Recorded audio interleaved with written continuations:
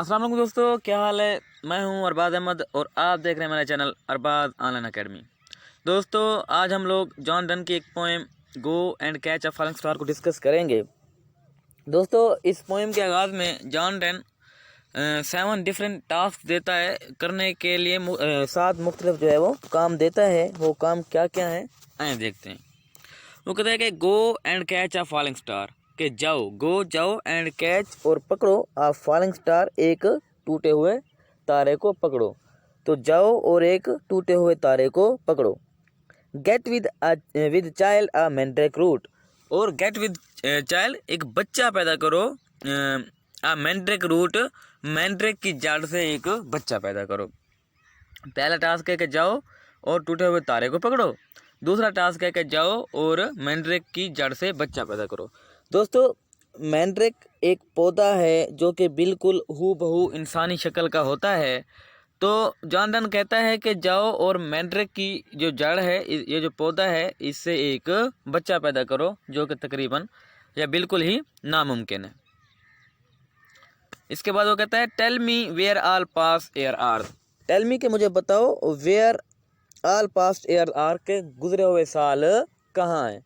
तो वो कहता है कि मुझे बताओ कि गुजरे हुए साल कहाँ हैं। Or who cleft the devil foot, या फिर ये कि जो शैतान का जो पाँव है उसको दरमियान में से किसने चीरा है। तो जॉन डन कहता है कि मुझे बताओ हु क्लेफ्ट, किसने चीरा दिया है, द डेविल फूट, शैतान के पाँव को दरमियान में से किसने चीरा दिया है। दोस्तों, अगर डेवल फीट या शैतान के पाँव की बात की जाए तो देखें कि ये दरमियान में से कटा हुआ है। तो वो कहता है कि मुझे बताओ कि शैतान के पाँव को दरमियान में से किसने काटा है।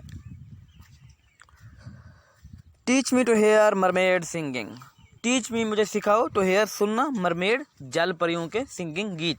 तो मुझे कहता है कि मुझे जल परियों के गीत सुनाओ।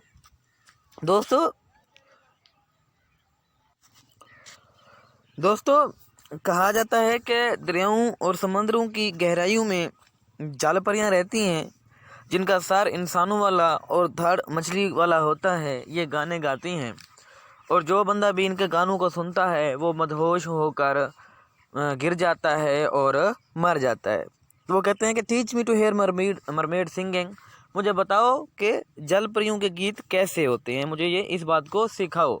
तो कोई बंदा नहीं सिखा सकता, क्योंकि जो बंदा भी सुनता है तो वो तो मर जाता है, तो वो कैसे सिखा सकता है।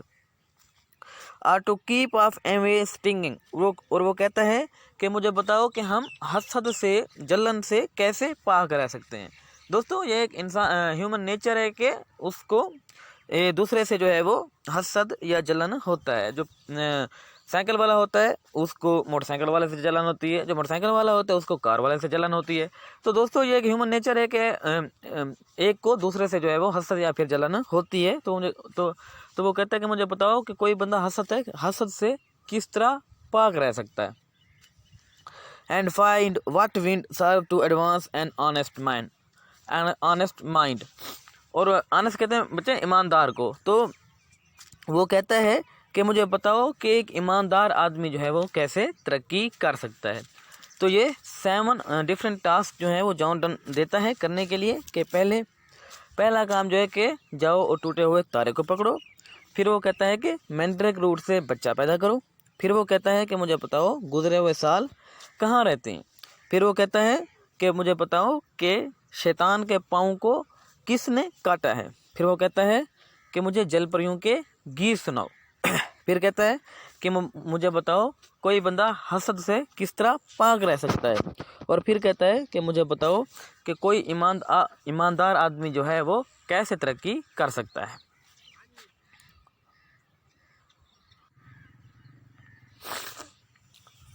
उसके बाद वो कहता है कि if the best born to strange sight, वो कहता है कि अगर तुम्हारे पास ताकतें हैं कि तुम अजीब व गरीब चीज़ें देख सकते हो। स्ट्रेंज कहते हैं अजीब व गरीब को। तो वो कहता है कि अगर तुम्हारे पास ताकतें हैं कि तुम अजीब व गरीब चीज़ें देख सकते हो। Things invisible to see, invisible कहते हैं जो कि ना दिख सकें, और वो चीज़ें देख सकते हो जो कि दूसरे लोग नहीं देख सकते। राइड 10,000 डेज एंड नाइट्स, तो एक घोड़ा लेकर 10,000 दिन और रातें सफ़र करो till age snow white hair on thee, यहाँ तक कि तुम्हारे बाल सफ़ेद हो जाए। वो कहता है कि तो दोस्तों वो कहता है कि अगर तुम्हारे पास वो ताकतें हैं कि तुम अजीब व गरीब चीज़ों को देख सकते हो तो एक घोड़ा लेकर निकल जाओ और 10,000 दिन और रातें सफ़र करते रहो, यहाँ तक कि तुम्हारे बाल जो हैं वो सफ़ेद हो जाएं और फिर तुम मेरे पास आना।